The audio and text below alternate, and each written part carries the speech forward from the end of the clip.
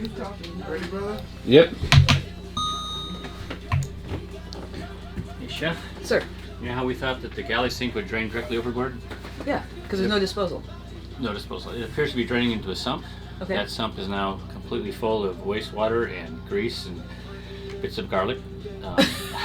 Find any garbanzo beans down there? Charlie? No, it wasn't me. It's possible. I'm gonna have to look a little deeper. You can't run your sink. What? I've What? No. got to break into it. Hopefully, it'll only take a half hour to So you take it apart. can't run the put it back dishwasher either? in. No dishwasher. Nothing that drains out through that sink. How's your timing? I'm gonna plate in 10, 15, maybe. Well, we won't be doing any dishes afterward. Maybe. Put them in a drag bag and drag them behind the boat. The prop will clean them. Okay, very good. I'm going to go open it up. How long until I have disaster in here?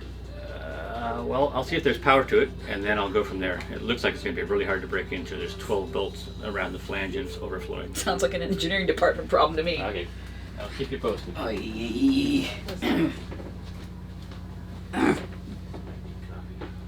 Yeah, might need coffee, you think?